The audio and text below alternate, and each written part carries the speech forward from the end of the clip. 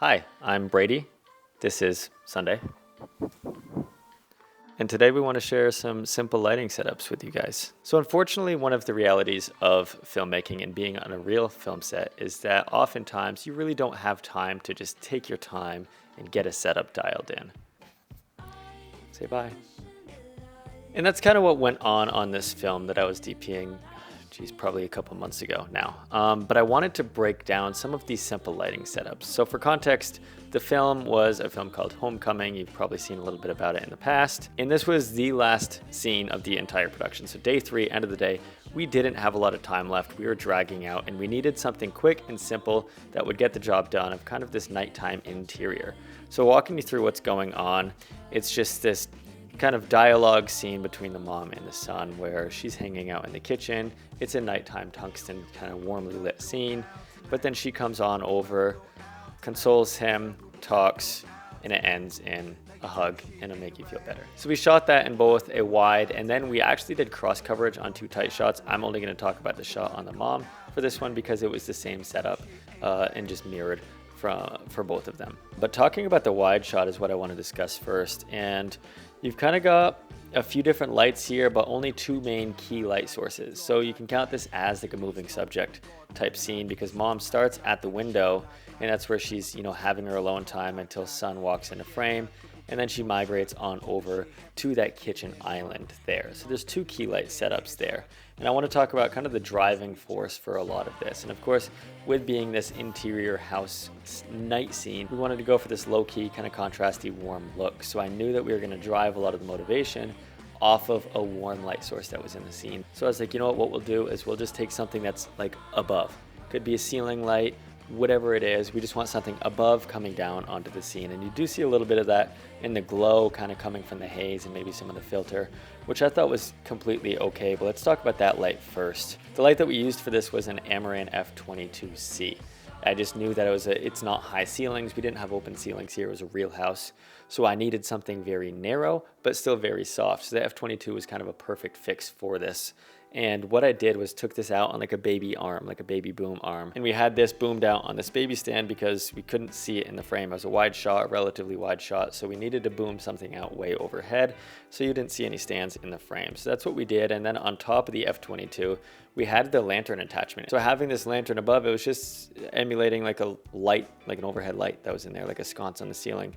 And one more thing I did to control that, because control is everything, especially in small rooms like this, is I use the skirts that are attached to the lantern attachment. And I use these because what they do is pretty much like black blankets. It's got reflective on the inside to keep the light in. But it's these panels that just keep the light from spilling out throughout the entire kitchen, because I really wanted this pool of light to be coming straight down on the island and not fill out the rest of the scene, which would then maintain the contrast level that we wanted. So you can see what this is doing, especially on the sun, the back of his hair. It's a beautiful edge light that's a soft wrap around his head. It keeps him separated from the background. And then when mom walks on over, you've got this beautiful, almost Rembrandt soft wrap of light coming around her face, which was just a really nice soft light. It's kind of like an edge light, but acting as a key light again at the same time. But of course, if we just had this one lantern, this one F22 overhead, it would probably be dark and feel kind of sourcey. We wanted to add a little bit more to the scene, of course. So let's backtrack a little bit, because mom does start by the window. She doesn't just land at the island magically. And when she was over here, out to the right of here, it's just a window, but it was night, so it was dark. There was nothing coming in here. I knew that we were going to have something ambient bringing up, ultimately just to get level on her face. I don't want to motivate any light source. I just wanted something on her face as she was over there so she wasn't dark. So what we did for this, again, it was very quick, very simple. We had very minimal time. It was super hectic there on location. But all we did was just take an Aputure MC Pro. I think someone just handheld it for the time being, and we took that and we bounced it into just a little bit of scrap unbleached muslin that we had. So we were just bouncing it off to still create a broad ambient source. Again, I wanted it to be ambient. I didn't want it to feel directional or sourcey or hard. I was just doing this to bring up level on her face. So now when mom is over there, she's getting that F22 that's acting as an edge light, bringing out a little bit of separation from her and the cabinets behind her. So at this point, we're the majority of the way there. You can see that the other 2 lights are going to be pretty obvious here. And that's just these little vanity lights that you see in the background. And what that is 2 little Aputure MC Pros as well. So one of them on the frame left, that guy is just magnetized up to the top of the cupboard, and that's just shining down. And then you can see on the frame right, you kind of have this little pool of light in the corner, and that's another MC Pro, which is just actually on the countertop pointing upward, just to create a little bit of pool of soft light as well in that area, because again, we just want little pools of contrasty little light pops. What are you doing? Why are you licking my camera? Hop up. Good boy. Lay down. Why? You give him a piece of chicken and he goes crazy. But yeah, so we just had those little MC pops in there. And I do want to mention that all of these lights were at 2700 Kelvin, and then my camera was probably somewhere right around 4000 Kelvin. Forgot to mention that in the beginning. And then my camera being at 4000 allows it to still keep the warm characteristics, but not be too warm and just too washy red ultimately. So that was the wide shot. But again, I mentioned that we went into this cross coverage over here. You can see you got the same soft wrap of light that's coming around Mom here, but we did a few different things to get this soft light. Again, when we're moving in closer, it allows us to shape the light a little bit more, get us more of exactly what we want. So what we did here is we kept that f22 overhead. We boomed that out. We didn't want to move it. It was just going to stay there. But what I added on for that was I called for just a 4x4 unbleached muslin frame, and we just kind of put that angled down on the countertop, so the light was coming down from that f22, bouncing off of that muslin, and then just adding in a little bit more soft kind of lower side fill, and it's just creating this really beautiful soft wrap of light. And that's why I love bouncing off of unbleached muslin. It just has a beautiful soft texture to it, and you know I love that.